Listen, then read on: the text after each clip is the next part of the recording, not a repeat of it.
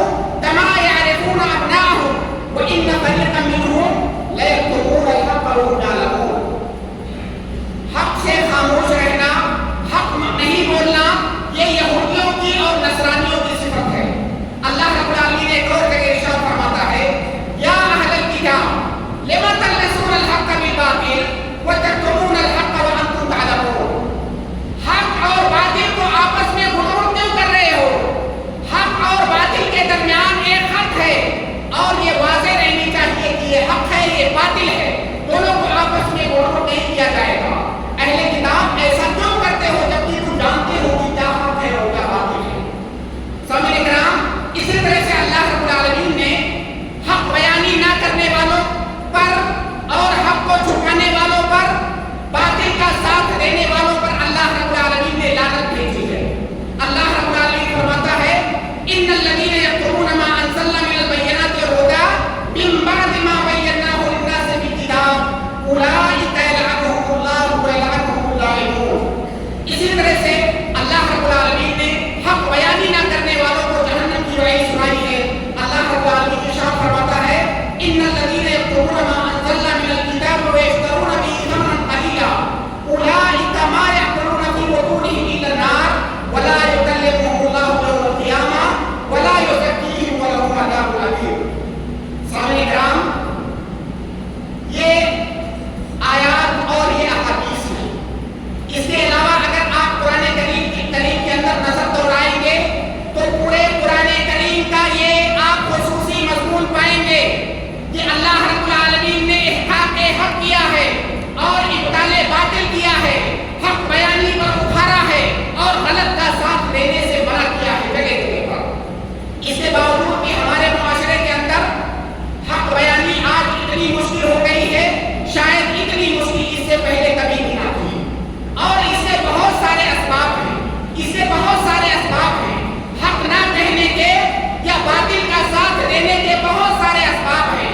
انہی اسباب میں سے چند اسباب کا میں یہاں پر ذکر کرتا ہوں۔ ایک بڑا سبب ہوتا ہے حق نہ کہنے کا انسان کی لالچ۔ اسے کسی دنیاوی فائدے کی لالچ ہوتی ہے، وہ دنیا کے اندر کچھ حاصل کرنا چاہتا ہے اور اس لالچ میں وہ حق نہیں بولتا ہے۔ اسی طرح سے ایک سبب ہوتا ہے خوف، انسان کو خوف ہوتا ہے۔ دنیا جو دنیاوی چیزیں ہیں، دنیاوی فوائد ہیں، ان فوائد میں سے کسی فائدے کے چھن جانے کا اسے خوف ہوتا ہے۔ اسے اپنے نفس کا خوف ہوتا ہے، اپنے بال بچوں کا خوف ہوتا ہے، اپنی روزی روٹی کا خوف ہوتا ہے، اپنی نوکری اور وظیفے کا خوف ہوتا ہے۔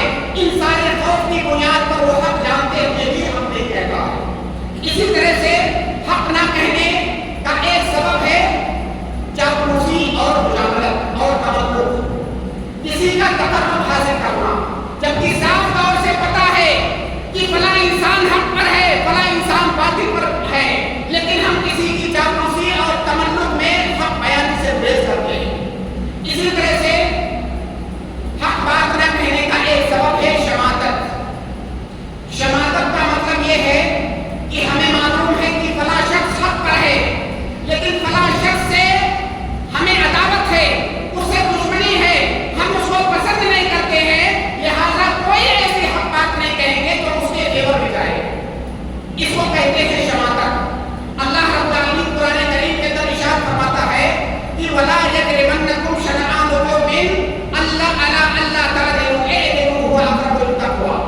اگر کوئی تمہارا دشمن ہے اور اس کے حق میں بھی آپ کو حق بات کہنی پڑے تو مت چوکو، ڈر کے وہ تمہارا دشمن ہے۔ عدل کا تقاضا یہ ہے کہ اس کے حق میں بھی کھڑے ہو جاؤ۔ اسی طرح سے حق بات نہ کہنے کا ایک سبب ہے منافقت۔ بہت سارے لوگ ذوالوجہین ہوتے ہیں، ذوالوجہین نہیں بلکہ ذوالوجہ ہوتے ہیں، ان کے کئی سارے چہرے ہوتے ہیں۔ وہ ایک ٹیم کے اندر بھی کھیل رہے ہوتے ہیں، بی ٹیم کے اندر بھی کھیل رہے ہوتے ہیں، تو اس کی وجہ سے وہ حق نہیں کہہ سکتے، کیونکہ اگر وہ حق کہیں گے تو ساری ٹیموں کے ساتھ نہیں کھیل سکتے۔ تو منافقت ایک بڑا سبب ہے، اور حق بیانی نہ کرنے والے کی بہت بڑی علامت ہوتی ہے کہ وہ منافق ہوتا ہے۔ اسی طرح سے حق بات نہ کہنے کا ایک سبب ہے خود غرضی۔ بہت سارے لوگ ایسے ہوتے ہیں جن کو دنیا سے کوئی لینا دینا نہیں ہے، جن کو صرف اپنی ذات کے کھول کے اندر بند ہوتے ہیں، انہیں صرف اپنے مفاد سے واسطہ ہوتا ہے۔ اگر کہیں پر ان کے مفاد کی بات آ جائے تو سب سے بڑے حق کہنے والے ہوتے ہیں، لیکن جہاں پر ان کا کوئی مطلب نہیں ہے، انہیں کوئی سروکار نہیں ہے، وہاں پر وہ بیوقوف بن جائیں گے، وہاں پر وہ بھولے بھالے بن جائیں گے۔ ایسے لوگوں کے بارے میں فارسی کی وہ کہاوت ہے کہ دیوانہ بکارے خیش فرزانہ، کہ وہ ایسے تو لیکن اپنے معاملات کے اندر وہ بہت سیانے ہوتے ہیں، اور ایسے بہت سارے لوگوں کی ہمارے آس پاس میں بھرمار ہوتی ہے جو دوسروں کے معاملے میں بھولے بھالے ہوتے ہیں، لیکن جب ان کا معاملہ ہو جائے تو سب سے بڑے حق کہنے والے ہوتے ہیں۔ اسی طرح سے حق نہ کہنے کا ایک سبب ہوتا ہے تعصب۔ بہت سارے لوگ کسی گروہ کے لیے تعصب، کسی قبیلے کے لیے تعصب، کسی جماعت کے لیے تعصب، کسی شخصیت کے لیے تعصب، کسی مذہب کے لیے تعصب، اور اس تعصب کی بنیاد پر انسان حق جانتے ہوئے بھی حق نہیں کہہ پاتا ہے۔ اسی طرح سے حق بیانی سے جو چیز مانے ہوتی ہے وہ بہت بڑی ہوتی ہے بزدلی۔ کچھ لوگ بزدل ہوتے ہیں اور ایک مومن بزدل نہیں ہوتا ہے، مومن بہادر ہوتا ہے، اور یہ سب سے بڑی بہادری ہے۔ جیسا کہ اللہ کے نبی صلی اللہ علیہ وسلم نے کہا کہ افضل الجہاد کیا ہے؟ کسی ظالم کے سامنے کلمہ حق کی آواز بلند کر دی جائے، یہ ہے سب سے بڑا جہاد۔ اسی طرح سے حق نہ کہنے کا ایک بڑا سبب ہوتا ہے سماج اور معاشرے کے تئیں خیر خواہی کے جذبے کا فقدان۔ ہمارے اسلام نے، ہمارے دین نے دوسروں کے تئیں خیر خواہی کا جذبہ رکھنے کے لیے کہا ہے۔ عقیل اور نصیحہ بہت سارے رسول سے آپ کو معلوم ہے، اور دوسروں کے تئیں خیر خواہی کا مطلب یہ ہے کہ اگر کوئی انسان ظلم کر رہا ہے، ظالم ہے، تو اس کا ہاتھ پکڑ لیا جائے، یہ اس کے ساتھ خیر خواہی ہے، کیونکہ اگر وہ ظلم کرے گا تو اپنے نامہ اعمال میں گناہ جمع کرے گا۔ تو حق نہ کہنے والا دراصل وہ سماج کا، معاشرے کا اور افراد کا خیر خواہ نہیں ہوتا ہے۔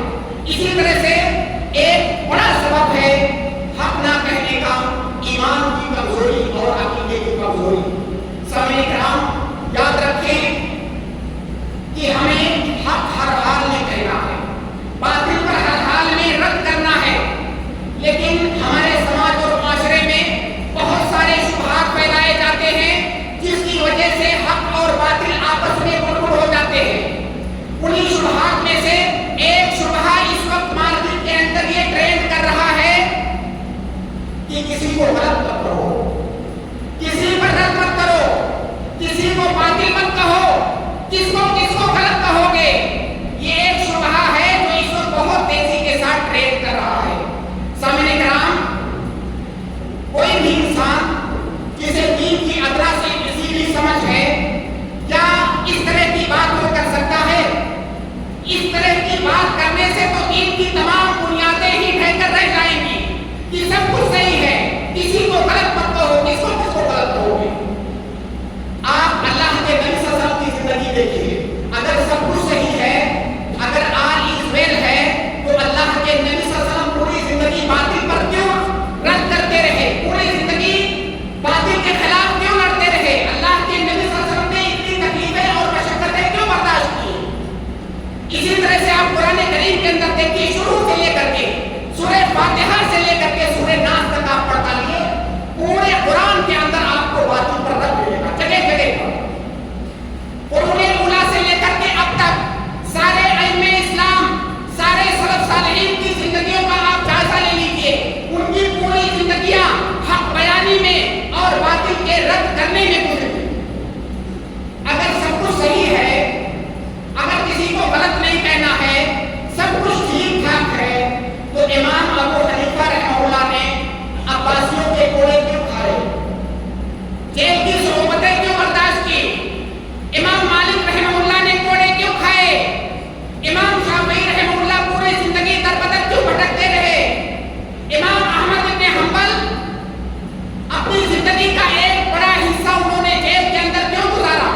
جیل کے اندر وہ اذیتیں کیوں برداشت کی جن کو سن کر کے آپ کی روح کانپ جائے؟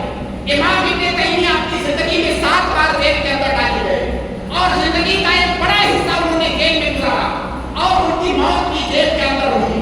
اگر سب کچھ ٹھیک ہے تو ان لوگوں کے ساتھ ایسا کیوں ہوا؟ ایسا اس لیے ہوا کہ وہ نہ صرف یہ کہ حق کو بیان کرتے تھے، بلکہ پوری زندگی باطل کو رد کرنے میں انہوں نے وقت کر دیا۔ امام بخاری کا بدر بھٹکتے رہے پوری زندگی، کیوں ایسا؟ احکام حق کے لیے اور اقبال باطل کے لیے۔ اور اگر یہ مان لیا جائے کہ سب کچھ ٹھیک ہے، کسی پر رد مت کرو، کسی کو غلط مت کہو، سب ٹھیک ٹھاک ہے، آل از ویل، اس کا مطلب کیا ہوگا؟ اس کا مطلب یہ ہے کہ جہمی آپ بھی صحیح ہو، معتزلی آپ بھی صحیح ہو، اشعری آپ بھی صحیح ہو، ماتریدی آپ بھی صحیح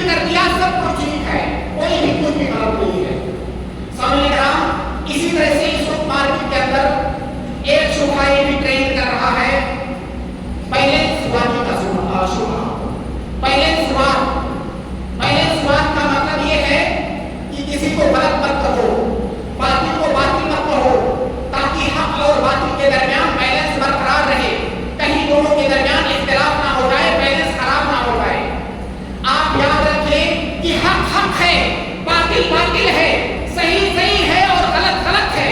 صحیح اور غلط کے درمیان بیلنس نہیں ہوتا ہے.